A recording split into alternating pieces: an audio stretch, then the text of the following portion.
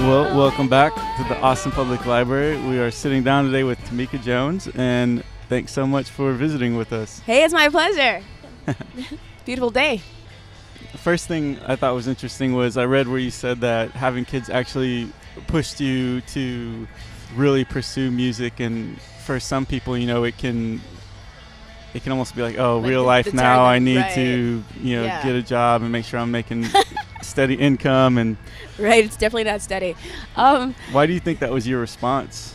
Well, I'm not like narcoleptic, and like a regular job like from 8 to 5 every day just wasn't in the cards for me.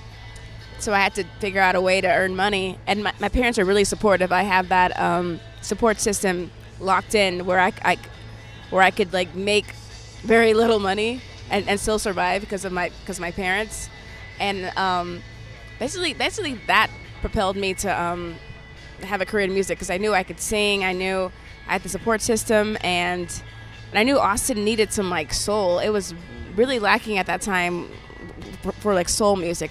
I think that was the age of like the Cat Edmondson kind of jazz kind of world. And I was like, oh, they need some like real gritty, like dirty soul. So I figured I could do well. So that's interesting to me too, because the music industry can definitely be like a man's world, and then Austin, not known for much soul, R&B, singing, that sort of thing. So absolutely, it's like more blues. Not that blues isn't soul, but it is what it is. I'm not a blues singer. I'm like a soul singer, and it definitely didn't have a lot of that going on back then. It definitely doesn't have a lot of that going on now either. A lot of soul. So what was your experience, or what does your experience continue to be, kind of having all these different factors where maybe you're not like at the top of the food chain, so to speak?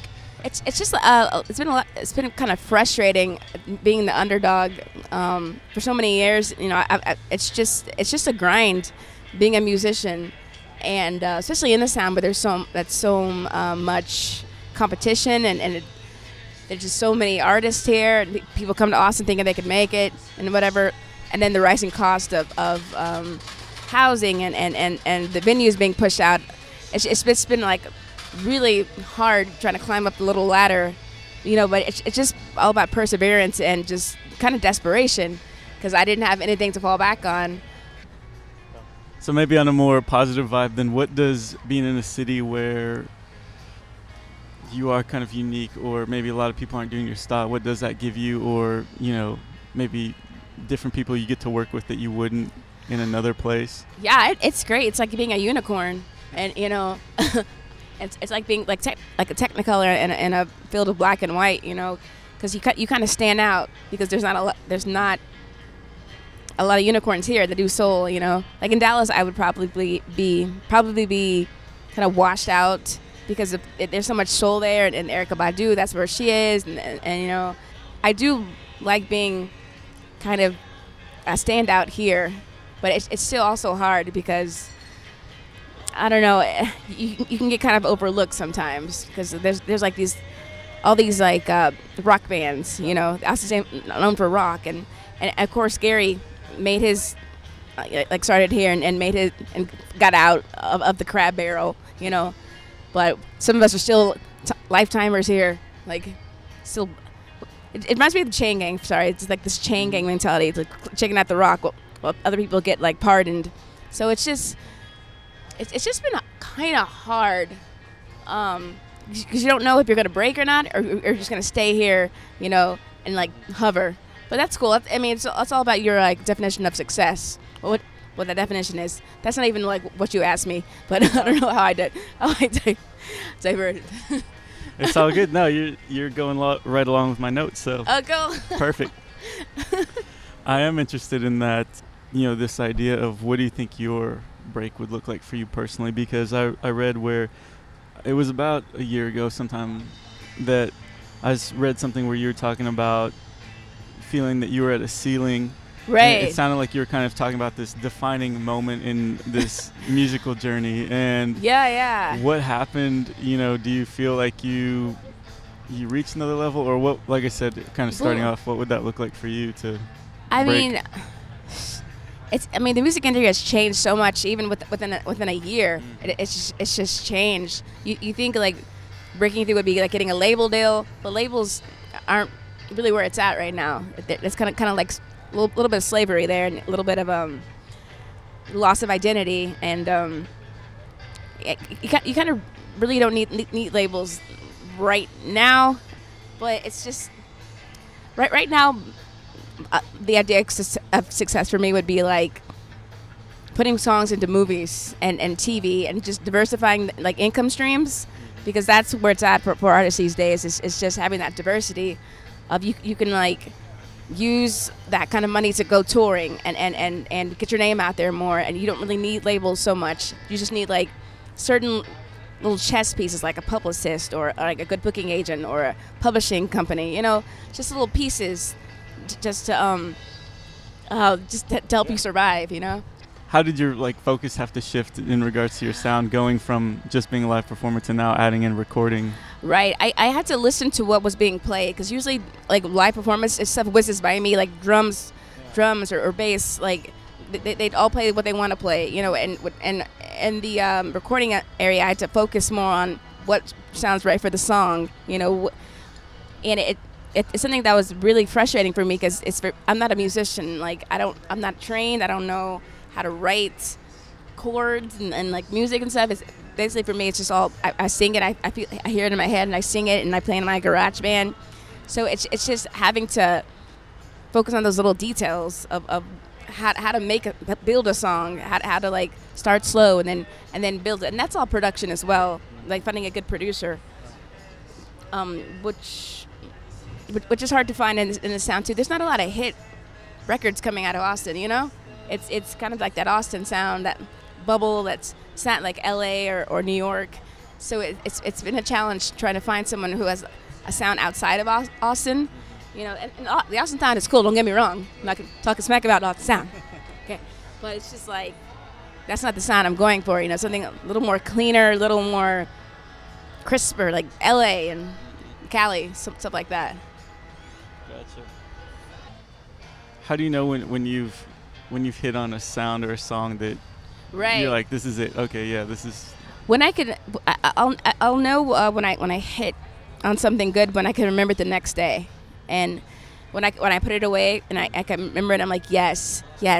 There's no denying it. Like I know that moment when something is good and I can live with it, because I wrote that song. I wrote a song like Hot and Bothered. Like it took me like 30 minutes to write it, and I that's one of the songs that I haven't really messed with, because it was just so good, and I felt it immediately as it came out. Most songs aren't like that, and I've had to like labor over them like endlessly and dissect them and put them back together. But that's all because another thing about music is I haven't really studied how to be a songwriter yet. You know, I think it's all like ordained by the gods, and like inspiration will strike me, when it's really like a it's like it's a craft. It's a craft. Gotcha. It's a craft. Like you have to sit there and do exercises on it, like rhyme schemes and like internal rhymes and external rhymes and you know, it's a craft that you have to perfect, and you have to work on every day. You have to write every day. I'm thinking, inspiration will strike me. When it strikes me, the muse will come, and I hear this bass, and I'm like, but that's not really how it works. So I've learned a lot over these last 6 months about how to be a better songwriter and how to be a better singer, like performing wise and recording wise. So I just think after this album is released, it'll be just amazing the stuff I'll come up with. You know, now that I've honed. I'm trying to hone these gifts, you know. Yeah. Yeah, this is the Austin Public Library, so let's talk about the library. How has the library been valuable just at different times in your life? I've always been a big reader. Early on in my youth, I haven't read so much now, because I've been trying to work on writing more. But I think the reading is really gives you the like the raw materials. Yes, okay. Thank you. Yeah, reading gives you the raw materials to write. You know, like I remember this one song, Sandman, I wrote. It was based on Charles Charles Bukowski poem. I have a lot of Charles Bukowski books, and I was just like shuffling through them, and I picked a page, and I saw a line. I said, "My eyes are more red than white." I was like, "Oh man, that is lit. That's a lit line." Because the song was about like not being able to sleep because you couldn't get over a relationship, and I was like, see, stuff like that. It just gives you the raw material to write more. It gives you the inspiration. You know, just how someone phrases something. It's just very inspiring and fertile. Makes you more fertile, like creatively. You know. Yeah. What is it about poetry that appeals to you? It's just like a song, and just the ideas are kind of fragmented sometimes, you know, and the way they use the words, they flow. It flows well, and it creates an image in your mind. Because that's what kind of songs are, kind of fragmented little peeks into your mind and your emotions. So I just definitely am more drawn to poetry and people that are kind of Bukowski-ish. Kind of like, I don't know. What is it about that kind of poetry, like Bukowski and others, it's just, that you like? What's that word I'm looking for? It's kind of raunchy and provocative.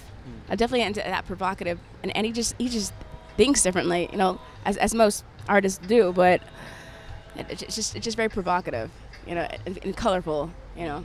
I don't know. Yeah. I think one thing when I think of like Bukowski and people like that is they're just to the point, you know, and there's like this economy of words, and they're trying to say as much as they can in as few words as possible. That's what it feels like. Is that something that you kind of carry over to your writing? Yeah, that's definitely been kind of frustrating. Like learning more about songwriting, you have to say the most with the least amount of words, so people can get you know. It's hot out here. And I definitely looked to poetry for that kind of inspiration, and songwriting is poetry as well. You look to other songwriters who are poets. Yeah, someone I really look up to is Bob Schneider. He's an amazing songwriter. He's a huge inspiration for me, you know. And I think he likes Bukowski as well. Some of his stuff is kind of Bukowski-esque. Yeah. So, yeah.